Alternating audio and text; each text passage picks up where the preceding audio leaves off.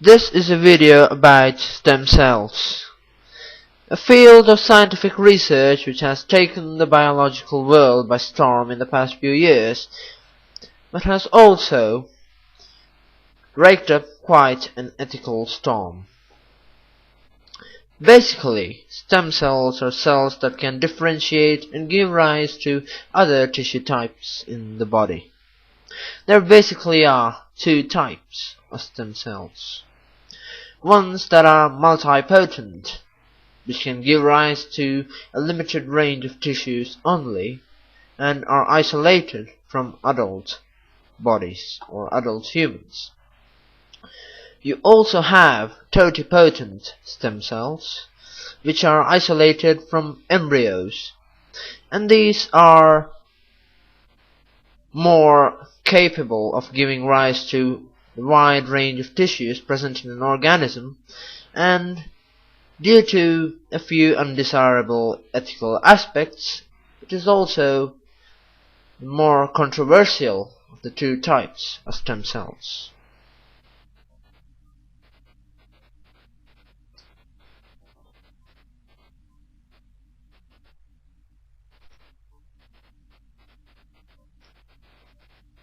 Speaking of the ethical issues that surround stem cell research, especially embryonic stem cell research, has something to do with the value and the dignity of human life.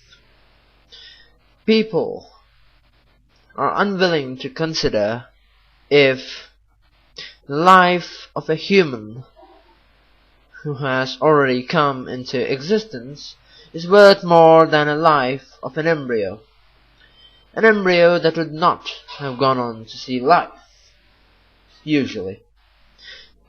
But still, an embryo that could have morphed into a complete human being is a complete human being of the same worth as an unborn embryo. It's basically this sort of ethical question, this sort of ethical quandary that is holding embryonic stem cell research back. Has something to do with the way embryonic stem cells were previously obtained. A fertilized egg was allowed to divide into a morula in a petri plate, which then morphed into a blastocyst consisting of about 120 cells, approximately. The inner cell mass of the blastocyst was used to isolate stem cells, which were then cultured to obtain stem cell lines. And because blastocysts could have gone on to form human fetuses, it was considered to be unethical in its use. However, these ethical concerns can be allayed. Recently, a team managed to extract a single cell from the morula, which was then allowed to develop into a complete stem cell line, while still making it possible for the morula to form a blastocyst and then a complete fetus. This sort of scientific advance should pave the way for improved stem cell research while avoiding the ethical hassles. Next, we shall look at some of the alternatives to embryonic stem cells. Of late, several alternatives have cropped up to the use of embryonic stem cells, and these include some very interesting possibilities, like stem cells that are isolated from fat, which can be obtained by liposuction, or stem cells that can be isolated from hair follicles.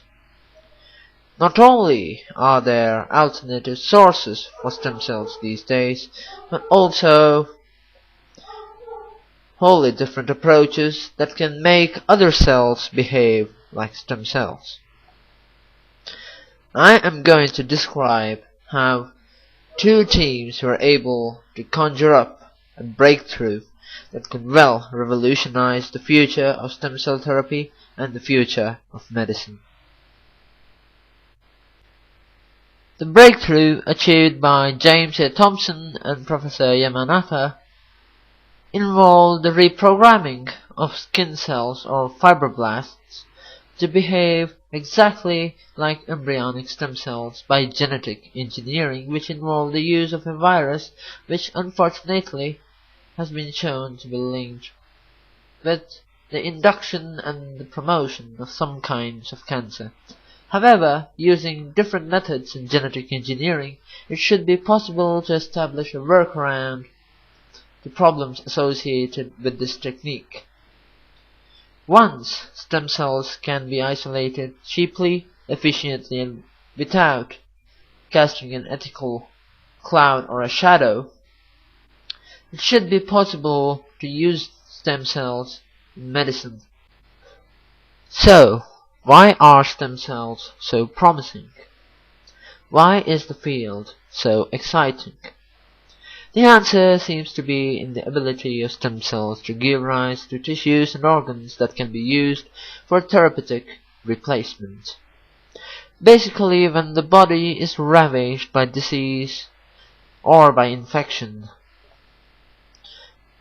or by aging, it's the tissues and organs and their functions that are affected. By regenerating and repairing damaged tissues and organs, it should be possible to treat diseases in a hitherto unimaginable way, and also to prolong life. That is the promise of stem cells.